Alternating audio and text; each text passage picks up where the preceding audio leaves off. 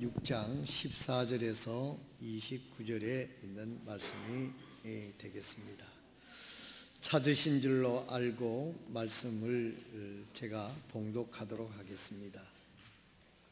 그분의 이름이 널리 퍼졌으므로 헤롯 왕이 그분에 관하여 듣고 이르되 침례자 요한이 죽은 자들로부터 일어났도다. 그러므로 능력이 있는 일들이 그에게서 나타나는도다 하니라. 다른 이들은 그는 엘리야라 하고 다른 이들은 그는 대언자나 대언자들 중에 하나와 같다 하나 헤롯은 그것을 듣고 이르되 그는 내게 목을 벤 요한이라. 그가 죽은 자들로부터 일어났다 하더라. 전에 헤롯이 자기 동생 빌립의 아내 헤로디아로 인해 직접 사람을 보내어 요한을 붙잡아 감옥에 가두었으니 이는 그가 그녀와 결혼하였기 때문이라. 요한이 헤롯에게 이르되 당신이 당신의 동생의 아내를 취하는 것은 율법에 어긋난다 하니 그러므로 헤로디아가 요한과 다투어 그를 죽이고자 하였으되 하지 못하니라. 이는 헤롯이 요한을 의롭고 거룩한 사람으로 알고 그를 두려워하여 그를 주시하며 그의 말을 들을 때에 많은 일을 행하고 그의 말을 달갑게 들었기 때문이더라. 마침 뒤에 좋은 날이 와서 헤롯이 자기 생일에 자기들의 영주들과 고위 대장들과 갈릴리 주요 인사들에게 저녁 식사를 베풀 때에 전에 말한 헤로디아의 딸이 들어와 춤을 추어 헤롯과 그와 함께 있는 자들을 기쁘게 하니 왕이 그 소녀에게 이르되 무엇인지 내가 원하는 것을 내게 구하라. 내가 그것을 내게 주리라 하고 또 그녀에게 맹세하되 무엇이든지 내가 내게 구하면 내가 그것을 내게 주되 내 왕국의 절반이라도 주겠노라 하거늘 그녀가 나와서 자기 어머니에게 이르되 내가 무엇을 구하리까? 그녀가 하니 그녀가 이르되 침례자 요한의 머리를 구하라 하매 그녀가 곧 왕에게 급히 들어가 구하여 이르되 왕에게 침례자 요한의 머리를 쟁반에 담아 곧 내게 주실 것을 원하나이다 하니 왕이 심히 근심하였으나 자기가 맹세한 것과 자기와 함께 앉는 자들로 인하여 그의 청을 거절하려 하지 아니하더라. 왕이 즉시 집행관을 보내어 그의 머리를 가져오라고 명령하매 그가 가서 감옥에서 요한의 목을 베어 그의 머리를 쟁반에 담아 그 소녀에게 주니 소녀가 그것을 자기의 어머니에게 주니라. 요한의 제자들이 그것들을 들고 와서 그의 시신을 거두어 무덤 속에 두니라. 아멘. 오늘 아침에는 하나님의 말씀 속에 중에서 결단의 중요성에 대해서 하나님 말씀을 살펴보도록 하겠습니다. 여기 나오는 헤롯이라고 하는 왕은 성경에는 헤롯이라고 하는 이름으로 등장하는 왕이 약 6명 정도가 됩니다. 우리가 성경을 읽다가 보면 이 헤롯이 그 헤롯인지 저 헤롯인지 참 이 목사인 저도 헷갈릴 때가 굉장히 많아요. 그래서 오늘 말씀을 전하면서 여기 나오는 헤롯은 어떤 존재이냐를 찾아봤더니 이 헤롯은 헤롯 2세의 왕입니다. 헤롯 2세의 왕인데 이 사람은 이스라엘 전체를 다스리는 왕이 아니고 로마가 이스라엘을 점령을 하고 그 다음째 거기 이제 4분의 1을 다스리는 4분왕이라 그러죠. 그러니까 로마에서도 자기가 머리를 쓴 거예요. 한 사람이 이것을 전체를 이렇게 다스리면은 이게 이제 국력이 생기면은 또 로마한테 도전할 수도 있을 것 같고 그래서 4분의 1씩 나누어 가지고 거기에 왕족을 따라서 맡아서 관할을 하도록 하고 그다음 이제 전체를 다스리는 감독관으로 빌라도를 파송을 해가지고 로마의 속국으로 관장하는 그런 시대였습니다. 그래서 여기 나오는 이 헤롯은 그 아버지의 이대를 맡아서 그 지역을 담당하는 왕이었다는 것이죠. 이 왕은 유명한 것은 예수님을 신문하고 희롱하고 자기가 결정하기가 어려우니까 빌라도에게 보냈던 그런 헤롯 왕이기도 합니다. 이 사람의 이 결점이 무엇이냐면 하나님의 말씀을 듣고도 하나님을 두려워하고 알고도 하나님의 뜻에 따라서 진리에 따라서 올바른 결단을 내리지 못하는 이분의 성격적 단점이 있는 것을 우리는 여기서 볼 수가 있습니다. 그 단점으로 인해서 이 사람이 역사적인 오류를 범하게 되는 경우가 되는 거죠. 왜냐하면 침례 요한은 이 마카베 시대에 의해서 이스라엘 민족이 하나님께서 선지자를 보내지 않아서 이스라엘 민족이 이 말라기에서부터 마태복음까지 400년 동안 침묵의 기간이 있었습니다. 하나님 말씀을 선지자를 통해서 전하지 않았어요. 그러니까 이스라엘 전체가 암흑 시대가 된 것이죠. 여러분 전깃불이 없으면은 깜깜해가지고 이게 참 암흑의 시대와 마찬가지로 하나님의 말씀은 등불과 같은데 이 진리의 말씀이 없으니까 이스라엘 민족이 타락할 대로 타락을 하게 되고 마침내는 로마의 점령이 돼가지고 완전히 속국으로 변하는 고난의 시대에 돌입을 하게 된 거죠. 그래서 하나님께서 최초로 누구를 보내냐면 침례 요한을 통해서 이스라엘 민족에게 하나님의 말씀의 물꼬를 트게 됩니다. 그는 광야에 머물고 있으면서 회개하라, 천국이 가까웠다. 그리고 메시아를 나는 메시아도 아니고 나는 그 메시아가 오는 길을 평탄케 하기 위해서 하나님이 보낸 선지자다. 이렇게 선언했던 사람이에요.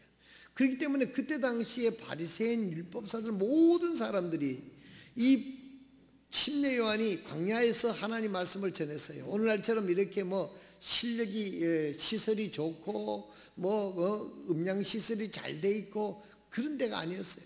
그런데 그 광야에서 이 침례 요한이 회개하라 천국에 가까웠느니라 하고 하나님의 말씀을 선포하니까 바리새인, 사두개인, 율법사, 귀족 이런 사람들이 전부 다 그 먼 길을 와서 침례 요한에게 메시지를 듣고 하나님 말씀을 듣고 침례 요한은 진정으로 이 시대에 하나님의 종이다 하는 그런 평판을 가지고 있는 침례 요한을 이 헤롯이 이제 그를 죽이는 결과를 초래하게 되는 것을 보게 됩니다. 그는 어쩔 수 없이 자기는 침례 요한을 죽일 마음이 없었지만은 그 자기 부인이 관계에 따라서 그런 결정을 체면 때문에 죽이지 않을 수 없는 그런 결론을 하게 되는 것입니다. 사건 발단은 여러분들이 아시겠지만 헤로디아라고 하는 분이 있는데 이 헤롯 왕의 아들들이 있는데 자기 동생의 아내가 병사로 해서 죽었는지 그 아내를 지금 현재 왕이 부인으로 맞이한 거예요. 부인으로 맞이하고 하니까 침례 요한이 그걸 지적을 한 겁니다. 이 율법, 여기 있는 이스라엘 민족이 하나님 주신 율법에 어긋나는 그런 그 동생의 아내를 취하는 것이 잘못됐다고 지적을 하니까 이 헤롯 왕이 적어도 자기가 왕인데 자존심이 상하게 되는 것이죠. 그런데 이제 그래도 그 헤롯은 이 사람이 의로운 사람이고 하나님의 사람이고 이런 것을 알았기 때문에 기분은 좀 안 좋았지만 그러고 있었는데 이 부인 헤로디아가 앙심을 품고 있어요. 자기는 왕의 부인이 돼가지고 출세를 했는데 이 선지자가 이렇게 하면은 이거 내 체면이 어떻게 되느냐. 그래 앙심을 품고 있는데 그 딸 살로메가 큰 이제 잔치를 베풀고 있었을 때 이 살로메가 거기서 연희의 한 순서에 춤을 추게 됩니다. 춤을 얼마나 매혹적으로 잘 췄던지 많은 사람들이 아주 환호를 하고 왕이 칭찬을 하는 그런 시대였는데 이 헤롯이 기분이 좋아가지고 기분대로 들떠가지고 너무 이제 연예의 유명한 인사들도 많이 왔는데 자기 체면이 아주 우뚝 서게 됐단 말이에요. 그러니까 기분이 좋아가지고 살로메에게 네 소원이 뭐냐? 이 나라 절반을 달라 해도 내가 줄 것이다. 설마 절반을 주겠어요? 그만큼 내가 내 소원을 들어주겠다, 그런 뜻이겠죠. 그래서 그랬더니 이 어린 살로메가 어머니에게, 헤로디아에게 쫓아가서 지금 말하자면 이거 어떻게 뭘 구할까요? 그러니까 이 헤로디아가 침례 요한의 목을 쳐서 소반에 담아가지고 내게 달라, 그렇게 얘기하라는 겁니다. 이 소녀는 그대로 이제 헤롯 왕에게 가서 많은 사람이 듣는데 그렇게 요청을 하니까 이 헤롯 왕도 여기 있는 이 침례 요한이 의로운 사람이고 당대의 하나님의 선지자고 참 죽일 이유가 없는 바른 이 선지자인데, 이 자기가 앞에서 호언장담한 것도 있고 자기 체면도 있고 안 들어줄 수가 없었던 거죠. 그리고 그 안 들어질 이유가 없는 게 뭐 죄수 하나 죽이는 게 뭐 큰일은 아니잖아요, 그 사람들이 볼 때는. 그래서 침례 요한을 처형을 해서 끔찍하게 소반에다가 침례 요한의 목을 그 사람들 보는 앞에서 이제 헤로데에게, 살로메에게 바치는 그런 사건이 일어났습니다.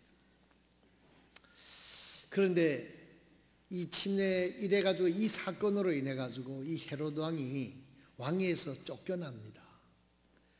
그래 가지고 이 헤로디아의 그 부인이 이제 이 헤로디아가 아니고 이제 이레곤이라고 하는 나라의 왕비하고 결혼을 하게 됩니다. 제가 찾아왔는데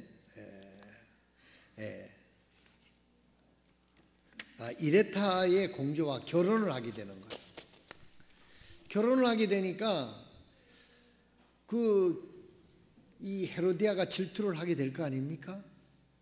그러니까 이걸 이제 이레타의 왕국의 공주하고 정식 결혼을 해가지고 이 결혼 생활을 하는데, 이 누구죠?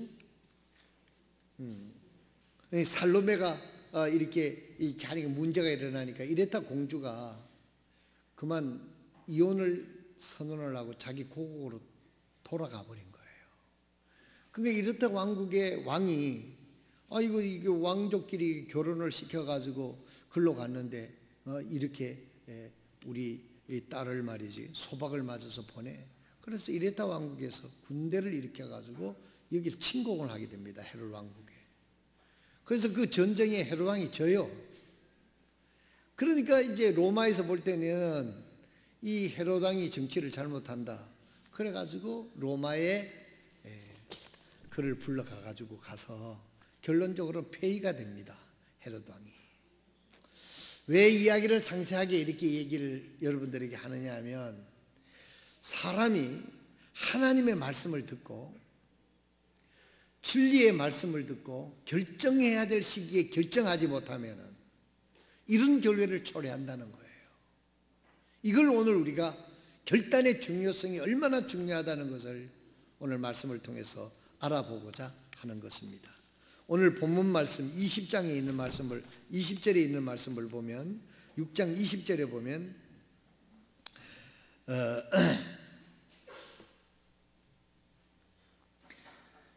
이는 헤롯이 직접 얘기한 거예요. 이런 헤롯이 요한을 의롭고 거룩한 사람으로 알고 그를 두려워하여 그를 주시하며 그의 말을 들을 때에 많은 일을 행하고 그의 말을 달갑게 들었기 때문이라. 헤롯이 이 말씀에 의하면 어떻습니까? 헤롯이 요한이 당대의 위대한 하나님의 말씀을 전하는 선지자였고, 또 이 요한의 말을 듣고 그대로 실천을 했었을 때 많은 일을 할 수 있는, 능력을 베풀 수 있는 선왕으로서의 그런 열매를 맺은 거예요. 여러분, 얼마 전에 빌리그람 그 목사가 101세에 소천이 됐어요. 로스캐롤라나의 빌리그람 그의 고향에 그의 빌리그레암 도서관이 있고 거기 가는 세계 정상들이 굉장히 많이 참석을 했습니다. 이 빌리그레암 목사는 미국의 역대 대통령의 자문 역할을 했던 그런 목사님이라고 합니다. 미국의 그 대통령들은 이 목사님들을 자기의 멘토로 삼고 정책을 펼 때에 하나님 말씀과 어긋나는가 안 하는가 이런 것들을 정말 자문을 받기도 한다고 합니다. 이 침례 요한도 여기에는 헤롯도 이 침례 요한으로부터 이런 자문을 받고 침례 요한이 이 말씀대로 하면 의롭고 거룩한 사람으로 알고 침례 요한을 두려워했고 그를 주시했고 그의 말을 듣고 행했을 때 많은 일을 해는 그런 간증이 있는 그런 결과를 가진 이 헤롯이에요. 무지하지 않았어요. 침례 요한을 몰랐다는 것도 아닙니다. 그렇다고 하면 침례 요한이 여기 있는 헤롯이 어떤 결정을 해야 되느냐 하면 그렇다면 내가 하나님을 믿고 침례 요한의 영적인 지도를 받으면서 내가 일을 하리라 하고 예수님 하나님을 믿기로 결심을 딱 해야 되는데 이거 뻘쭘하게 말이죠. 자기 필요할 때는 얘기는 듣고 예수님 하나님을 받아들이지 않고 믿기로 결단을 내리지 않는 거예요. 여러분 우리 마음속에 주님이 주인이 되지 않으면은요 이 세상을 살아갈 때 많은 유혹이 있습니다. 모두가 다 우리를 유혹하고 찝쩍거리게 됩니다.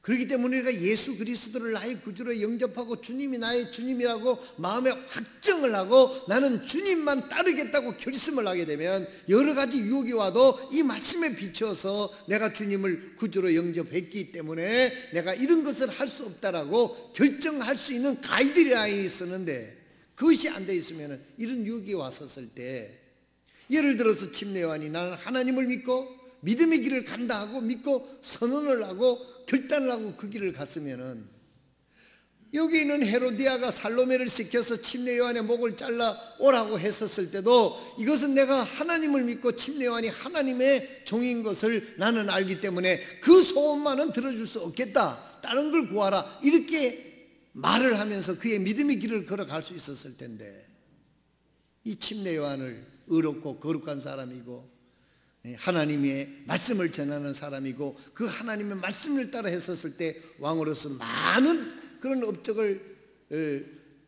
이루었음에도 불구하고 하나님을 믿는 결단을 하질 않았다는 겁니다.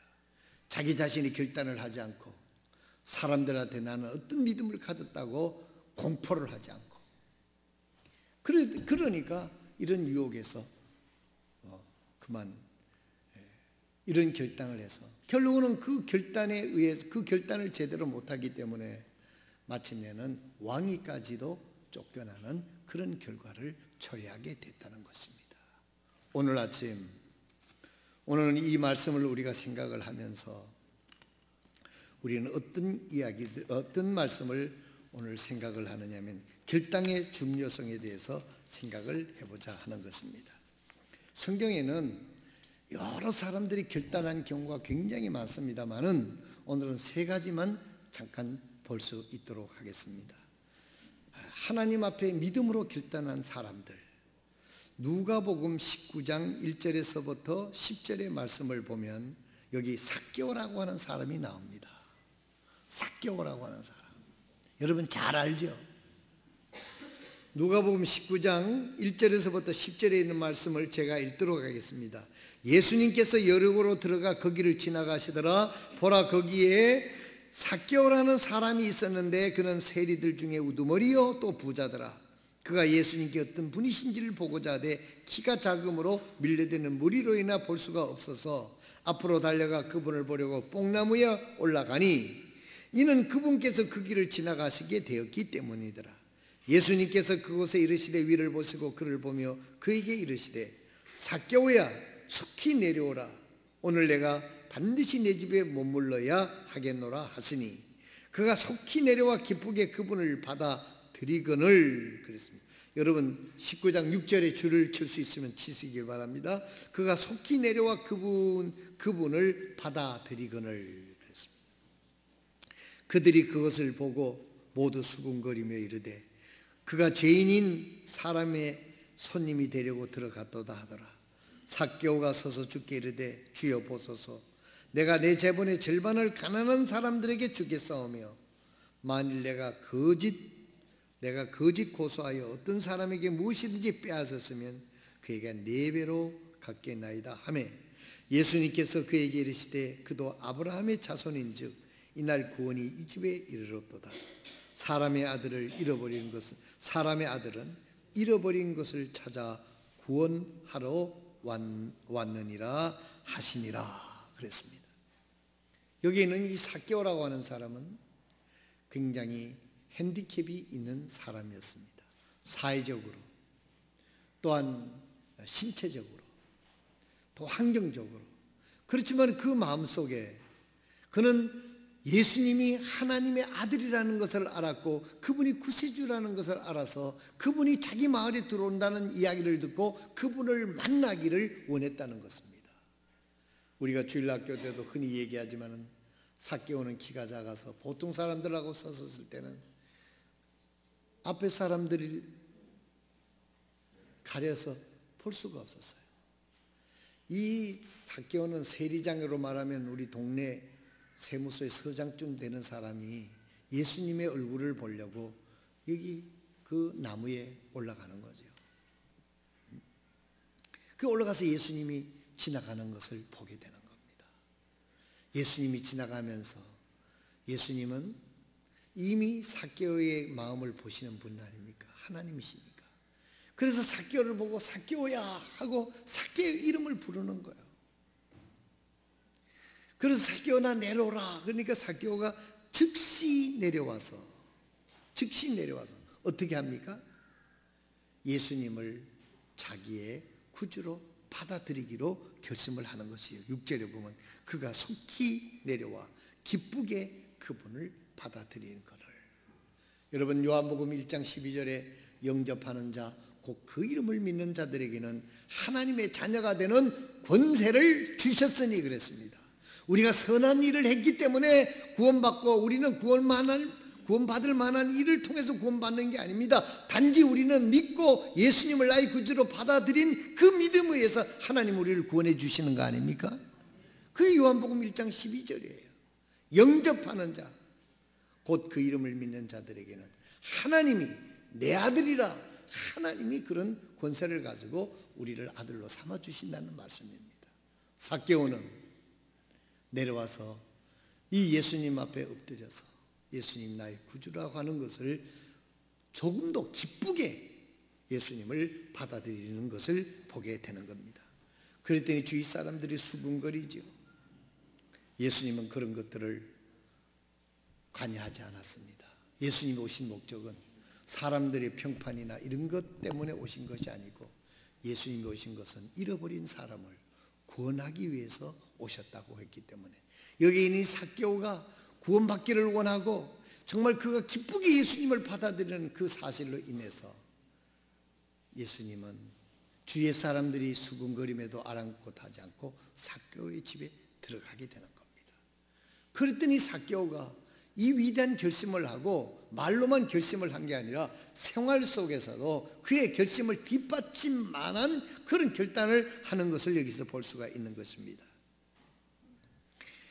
8절에 보면 삭개오가 서서 주께 이르되 주여 보소서, 내가 내 재본의 절반을 가난한 사람들에게 주겠사오며 예수님이 절반을 주라든지 3분의 1을 주라든지 그런 말씀을 하지 않았습니다.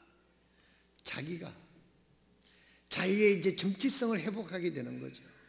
사람들로부터 인정을 받지 못했던 나는 죄인이었는데 오늘 예수님을 만나서 이제는 구원받았으니 하나님의 자녀가 됐으니 하나님의 자녀가 답게 살겠다고 하는 그의 고백을 하고 있는 것입니다. 우리는 이것을 오해하지 말아야 됩니다. 우리가 구원받고 하나님 앞에 인정을 받는 것은 재물을 많이 바치고 헌신을 하고 이래야 인정을 받는가 보다. 물론 그럴 수도 있겠지만 그게 전부 다가 아니라는 것이죠. 여기 있는 삭개오는 그의 결심이 말로만 결심이 한 게 아니라 내 생활 속에서도 변화를 고백하고 있는 것을 여기서 볼 수가 있습니다. 그리고 이어서 말하기를 어떤 사람에게 내가 무엇이든지 강제로 빼앗았으면, 그때 당시 세리들은 10만 원 받을 때 50만 원을 부과해 가지고 10만 원은 로마 정부에 바치고 그 다음 때는 그 위에 사람에게 바치고 그 다음 때는 자기가 착취를 하는 그와 같은 것이 관행적으로 되어 있었다고 합니다. 그래서 이 삭개오는 내가 예수님을 구주로 영접하고 구원받았으니 내 생활에 변화가 있음을 여기서 고백하고 있는 것을 볼 수가 있는 것이죠. 여러분, 우리가 예수님을 구주로 영접하고 새로운 결단을 하면 우리는 새로운 길을 가야 됩니다. 그 길은 믿음의 길입니다. 그 길은 하나님을 기쁘시게 하는 길입니다. 사람이 어떻게 하는 그 길이 아니라 내가 이렇게 하면 하나님이 어떻게 생각하실까? 하나님을 기쁘시게 하는 하나님 앞에서 내가 믿음의 길을 걸어가야 된다.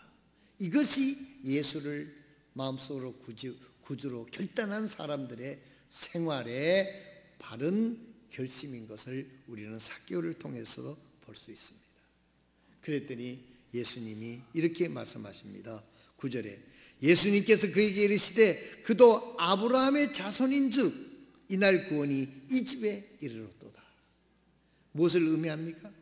하나님께서 이 삭개오가 아브라함의 자손이다. 이 말은 이스라엘 민족에게는 통하는 말이에요. 이스라엘 민족이 아브라함이 누굽니까? 믿음의 조상 아닙니까?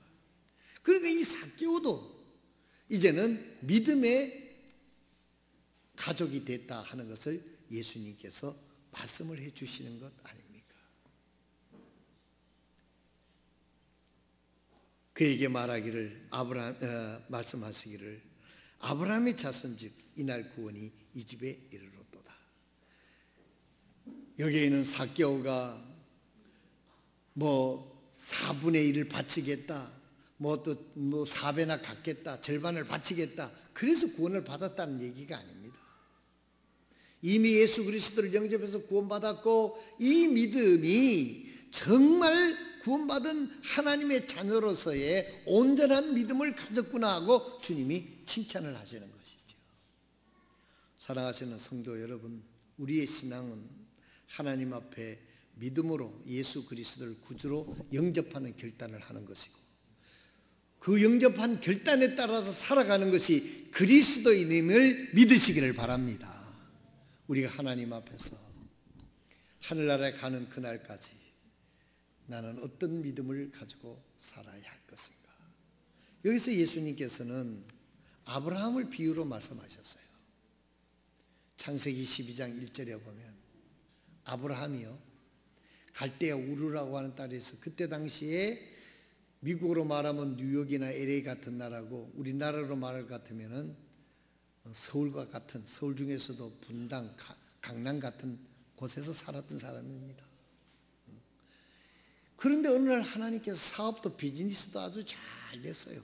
그 아버지가 데라가 우상을 깎아 만들어서 파는 사업을 했는데 돈을 잘 벌었습니다. 그렇기 때문에 그 가업을 이어가지고 번창해 가는데 어느 날 하나님께서 아브라함에게 말합니다. 아브라함아, 내 친척 본토 이 고향을 떠나서 내가 인도하고 지시하는 땅으로 가라 그랬습니다. 그런데 여기는 아브라함이 묻지도 않고 따지지도 않고 예수님을 여기 하나님 말씀대로 자기의 모든 기반을 다 버려두고 하나님의 말씀을 붙잡고 그 화란 땅을 떠나서 갈대아 우르를 떠나서 하나님 인도하는 그곳을 가기로 결심을 하고 그것을 떠나는 겁니다. 그래서 아브라함이 어떻게 됐습니까? 그의 가는 길을 하나님이 지켜주셨어요. 위기에서 지켜주셨습니다. 그리고 하나님께서 그 아브라함이 이스라엘 민족 믿음의 조상이 되지 않았습니까? 위대한 결심은 이러한 위대한 결과를 낳게 된다는 사실을 잊지 마시길 바랍니다. 사랑하신 성도 여러분, 우리가 예수를 믿기로 결심을 했으면 그 예수의 믿는 믿음으로 살아가는 사람이 하나님을 기쁘게 하시는 줄로 믿으시기를 바랍니다. 그러므로 우리는 예수님을 나의 구주로 영접해서 구원받았으면 이제는 그 결심에 따라서 주님이 가르치는 그 길을 한 걸음 두 걸음 우리가 믿음의 길을 걸어가게 될 때 이 천지 만물을 주재하시는 하나님께서 우리의 발걸음을 지켜주시고 우리의 갈 길을 인도해 주시고 우리의 갈 길을 안내해 주실 줄로 믿습니다. 오늘 아침 여러분들은 어떻습니까? 예수님을 하나님이 보여주신 유일한 구주인 것을 알고 여러분의 구주로 여러분이 받아들이셨습니까? 그리고 그 주님이 나의 주인이 되셔서 그 주님의 인도 따라서 우리가 매일매일 주신 삶을 살아가고 있는지 오늘 하나님 앞에서 우리는 결단해야 됩니다. 나는 예수님을 구주로 영접했지만은 육신이 연약하다는 이유로 여러 가지 형편에 의해서 하나님의 말씀의 길로 철저하게 순종하지 못하고 살아왔습니다. 그러나 하나님의 은혜로 여기까지 인도해 주셨는데 이제부터라도 저는 하나님 구원받았으니 하나님의 자녀가 됐으니 예수님을 나의 구주로 영접했으니 나는 그 믿음 붙잡고 주님 가르침대로 살아가겠습니다 하고 하나님 앞에 결단을 드릴 때 하나님은 그 결심에 따라서 우리를 도우시고 인도해 주실 줄로 믿으시기를 바랍니다. 아직까지 예수님을 구주로 영접하지 않았다고 하면 시작이 분명해야 됩니다. 내가 하나님 앞에 죄인인 것을 알고 이 죄를 사함받을 수 있는 길은 하나님이 보내신 예수 그리스도, 하나님이 세상을 이처럼 사랑하사 독생자를 주셨으니 누구든지 저를 믿으면 멸망치 않고 영생을 얻게 하려 하심이니라. 그 예수님을 통해서 멸망에서부터 구원받아서 하나님의 자녀가 되는 거듭나는 은혜를 하나님이 주셨습니다. 이 위대한 결단을 아직도 하지 않은 분이 있다고 하면 예수님을 여러분 구주로 영접하시기를 바랍니다. 그리고 그 주님의 인도를 따라 살아가는 그런 은혜가 여러분들에게 있을 때 살아계신 하나님께서 우리의 삶을 인도하시고 지켜주시고 보호하는 것을 순간순간 느끼고 살아가게 되는 은혜의 체험이 있게 될 줄로 믿습니다. 이 은혜가 여러분에게 함께 하시길 바랍니다.